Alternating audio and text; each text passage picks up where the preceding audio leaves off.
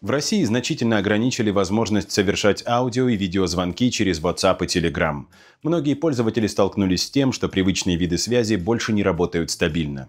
Сегодня мы разберем проверенные способы, как обойти эти ограничения и продолжать звонить по аудио и видео.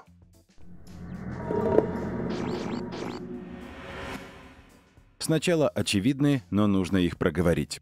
Первый и наиболее эффективный способ — VPN.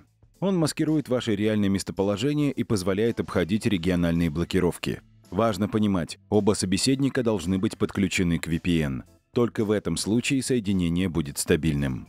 Кстати, если вам нужен надежный VPN, вы можете получить ключ у нас в теплице. Для этого просто обратитесь в наш бот. Ссылку, конечно, оставлю в описании. Еще из очевидного. Владельцы устройств Apple имеют преимущество. FaceTime продолжает работать без ограничений. Единственный минус — сервис работает только в экосистеме Apple, поэтому если у ваших собеседников Android-устройство, этот вариант не подойдет. Можно рассмотреть альтернативные мессенджеры, которые могут заменить привычный WhatsApp и Telegram как минимум в вопросах аудио и видеозвонков. Например, Signal. Это мессенджер с открытым исходным кодом, который делает упор на приватность и безопасность.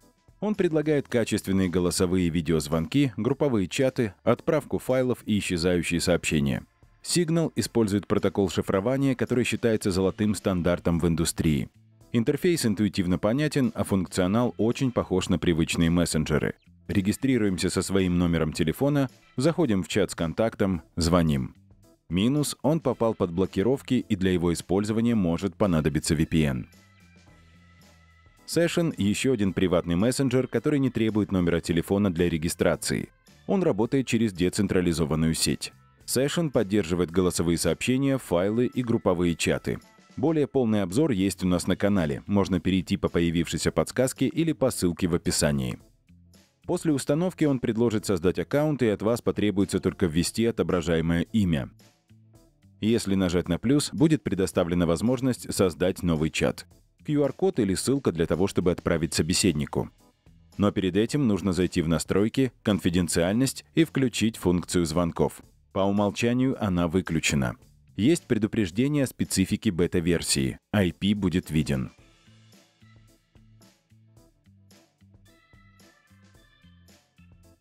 Еще один мессенджер, подробный видеообзор на который есть у нас на канале — Zangi. Как заявляют разработчики, он создан специально для работы в условиях плохого интернет-соединения.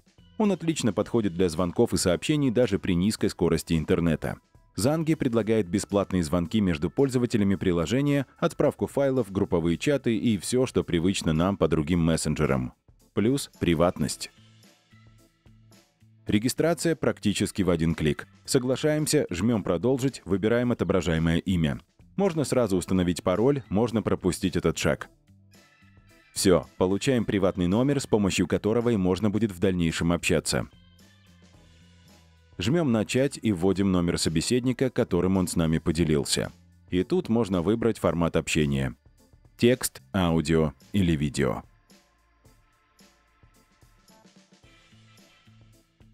Далее Delta Chat. Уникальный мессенджер, который работает через обычную электронную почту. Более подробно о нем в видео на нашем канале, ссылка в описании. Скажу только, что из-за технологии, на которой он базируется, ему практически не страшны блокировки. Почему практически? Потому что ожидать можно чего угодно. Delta Chat поддерживает групповые чаты, отправку файлов и полностью децентрализован. При регистрации также можно указать только отображаемое имя. Все, профиль создан. Теперь идем в настройки, дополнительные параметры и разрешаем видеозвонки. Функция пока реализована через использование другого стороннего сервиса. Нажимаем на скрепку в нижнем левом углу, и появляется возможность начать видеочат. Далее вы будете перенаправлены на Jitsi, где уже можно будет присоединиться ко встрече. И раз уже начали говорить про Jitsi Meet, давайте о нем подробнее. Для видеозвонков можно использовать специализированные решения, например, Jitsi — полностью бесплатная платформа с открытым исходным кодом для видеоконференций. Создаете комнату с любым названием и приглашаете собеседников. Jitsi работает в браузере или через приложение. Устанавливаем приложение, далее нужно будет ввести название вашей комнаты. Jitsi попросит сделать его максимально конфиденциальным. Далее присоединяемся ко встрече, если вы организатор, понадобится войти через Google или GitHub. А дальше все просто. Жмем на значок участников в правом верхнем углу. Отправляем ссылку собеседнику, он переходит по ней, и все, можно общаться.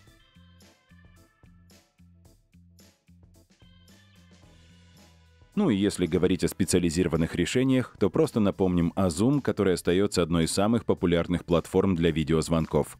Бесплатная версия позволяет проводить встречи до 40 минут с участием до 100 человек. А также Google Meet для тех, кто пользуется сервисами Google. Создать видеоконференцию тут тоже довольно просто.